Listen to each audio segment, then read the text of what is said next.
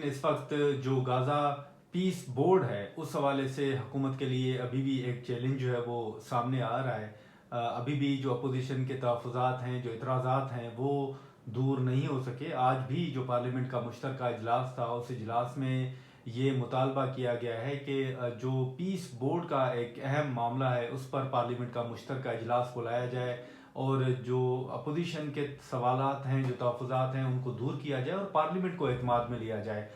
हम ये भी देख रहे हैं कि पहले भी इस तरह के मुतालबात जो है वो पार्लियामेंट के बाहर से भी आते रहे और अब भी ये मुतालबात जो है वो सामने आ रहे हैं। लेकिन आज जो मौलाना फजल रहमान ने पार्लियामेंट के अंदर स्पीच की अपनी, और जो अपोजिशन लीडर अल्लामा राजा नासिर अब्बास ने स्पीच की, उन्होंने एक भरपूर मुतालबा किया है कि पार्लियामेंट का मुश्तरका इजलास बुलाया जाए और एतमाद में लिया जाए। इसी के साथ साथ हम अगर यहाँ पर बात करें तो जो पार्लियामेंट को एतमाद में लेने का मामला है, इस हवाले से हमने देखा है कि जो पहले भी वो जमातें जो आज इक़्तिदार में हैं, उस वक्त जब भी फैसले होते थे तो यही जमातें ये मुतालबा किया करती थी कि पार्लियामेंट को एतमाद में नहीं लिया जा रहा। हमने देखा कि वो इजलास भी हमने विटनेस किए जिसमें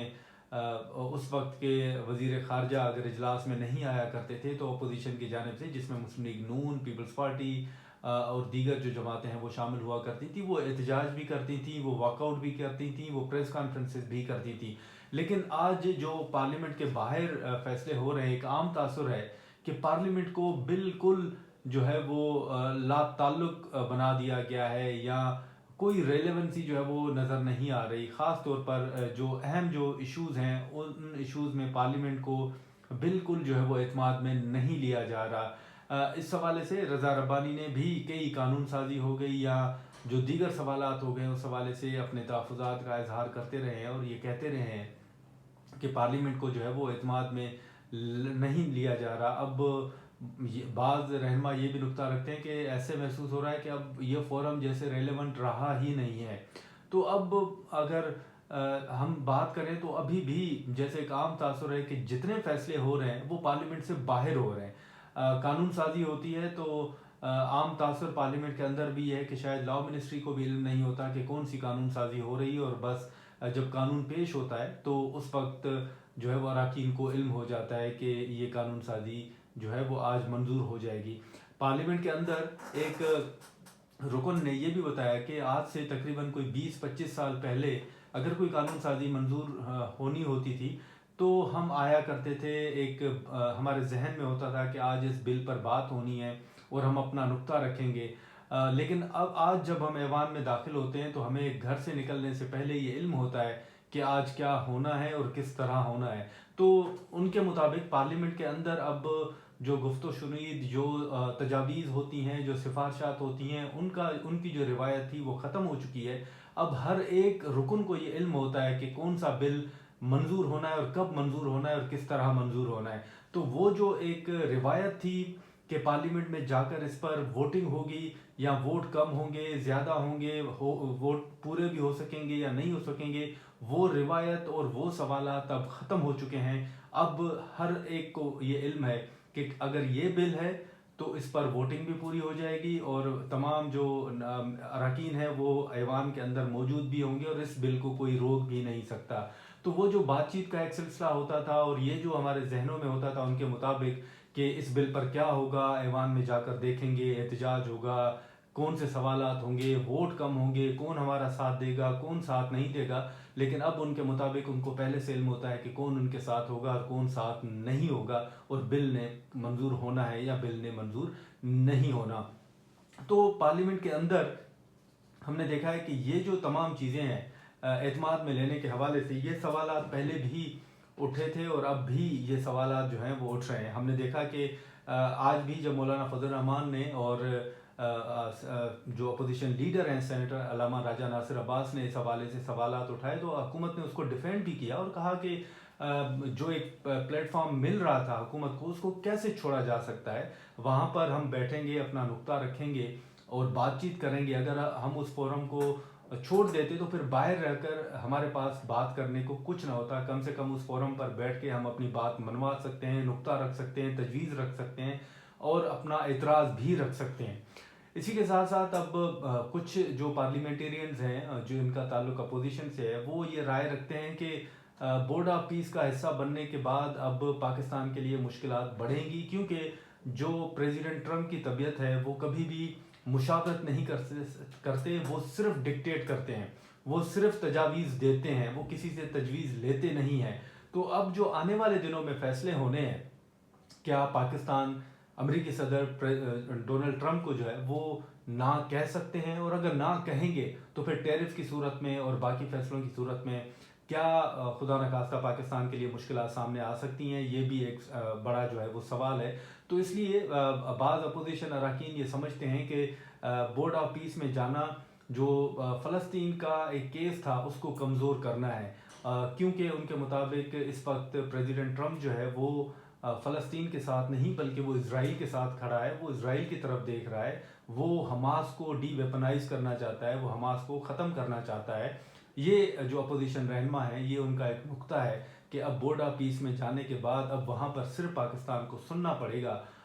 वहाँ पर हम कोई तजवीज़ नहीं दे सकते। कुछ अरकान की ये भी राय है जो कि हुकूमत के इत्तेहादी हैं, उनके मुताबिक हुकूमत के पास ऑप्शन नहीं था और ये बेहतर है कि एक प्लेटफार्म में हम जा रहे हैं, वहाँ पर बैठेंगे, अपनी तजावीज़ देंगे, जैसे हुकूमत एक मौक़िफ़ रख रही है। लेकिन उनका ये भी नुक्ता है कि अगर वहाँ पर देखा कि कोई ऐसा माहौल नहीं बनता तो फिर शायद उस बोर्ड से निकल भी सकते हैं। अब ये बड़ा वाज़ेह या खुल के नहीं कहा जा रहा, लेकिन ये एक पॉइंट जो है वो ज़रूर सामने आ रहा है। अब हमने देखा कि हुकूमत इस मामले को डिफेंड कर रही है। एहसन इकबाल ने आज मुश्तरका इजलास के अंदर अपना नुक्ता भी रखा, लेकिन मौलाना फजल रहमान आज कौमी असम्बली के जो पार्लियामेंट का मुश्तरका इजलास था उसमें खासे नाराज़ नज़र आए और उन्होंने वाज़ेह ये किया कि वो मुशर्रफ की हुकूमत के ख़िलाफ़ भी सड़कों पर निकले थे, वो इस हुकूमत के ख़िलाफ़ भी सड़कों पर निकल सकते हैं। तो इस हवाले से अभी हमने ये भी देखा है कि जो कानून साजी हो रही है और जो बोर्ड ऑफ पीस में पाकिस्तान की शमूलियत का फ़ैसला है उसके ख़िलाफ़ JUIF के अंदर खासी एक नाराज़गी जो है वो पाई जाती है। और JUIF के रहनुमाओं के मुताबिक इस वक्त मौलाना फजल रहमान पार्टी रहनुमाओं के साथ मुशावरत कर रहे हैं सड़कों पर निकलने के हवाले से, लेकिन क्योंकि सर्दी और फिर रमज़ान और इस तरह के जो दिन और जो माह आगे आने वाले दिनों में आ रहे हैं, तो उससे JUIF में एक राय ये पाई जा रही है कि जो कारकुनान हैं उनको इम्तिहान में ना डाला जाए, सब्र किया जाए और कुछ वक्त देखने के बाद फिर हुकूमत के ख़िलाफ़ पूरी प्लानिंग के साथ जो है वो एक कानूनी दायरे में रहकर सड़कों पर आया जाए। तो अब इस हवाले से भी JUIF के अंदर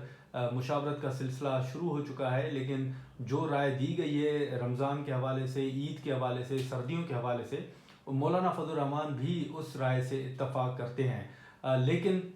अब आने वाले दिनों में कुछ मज़ीद मुश्किल फ़ैसले हुकूमत के सामने आने वाले हैं खुद अपोजिशन से हट के, और वो ये हैं कि 28वीं आईनी तरमीम के हवाले से बात हो रही है। जो हुकूमती ज़राए हैं वो इस बात की तस्दीक कर रहे हैं कि अप्रैल के महीने में 28वीं आईनी तरमीम लाई जाएगी और बिलावल भुट्टो ज़रदारी से राब्तों का फ़ैसला हुआ है, उनको एतमाद में लिया जाएगा और एतमाद में लेने के बाद अप्रैल के माह में जो 28वीं आईनी तरमीम है वो लाई जाएगी। अब इस हवाले से हुकूमती ज़राए ने इस बात की भी तस्दीक की है कि उसमें NFC का मामला भी शामिल है, लोकल गवर्नमेंट का मामला भी शामिल है और एजुकेशन का मामला भी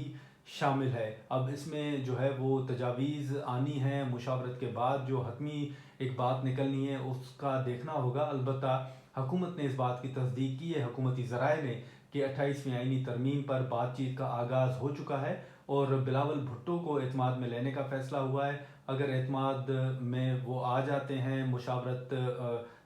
जो नुकात हैं उस पर इत्तफ़ाक़ राय हो जाता है, तो अप्रैल के माह में 28वीं आईनी तरमीम जो है वो पार्लियामेंट के अंदर पेश कर दी जाएगी। अब ये वो मामला है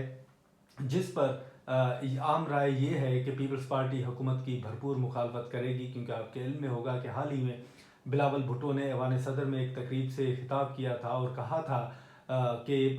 जो सिंध है वो सबसे बेहतर परफॉर्म कर रहा है।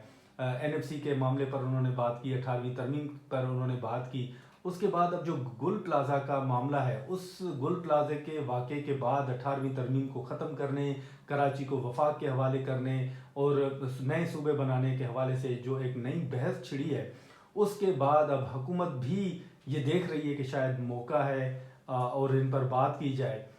تو یقیناً یہ پیپلز پارٹی کی سندھ کے اندر بھی سروائیول کا ایشو ہے، تو پیپلز پارٹی کبھی بھی نئے صوبے خاص طور پر سندھ کے اندر اور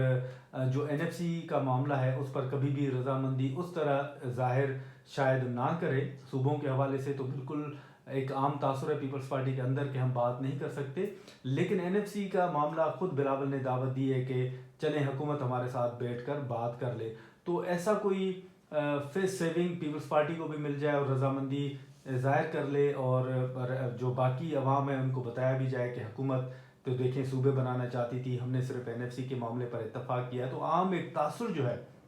وہ یہ جوڑا جا رہا ہے کہ اس طرح کا ماحول جو ہے وہ آنے والے دنوں میں پیدا ہو سکتا ہے. البتہ جو حکومت کی خواہشات ہیں، جو حکومت چاہتی ہے، وہ کچھ ایسے نکات بھی ہیں جن پر پیپلز پارٹی چاہنے کے باوجود بھی اتفاق نہیں کر سکتی، کیونکہ یہ پیپلز پارٹی کے اپنے سروائیول کا ایشو ہوگا. تو بہت سے اہم فیصلے جو ہیں وہ آنے والے دنوں میں ہونے ہیں، وہ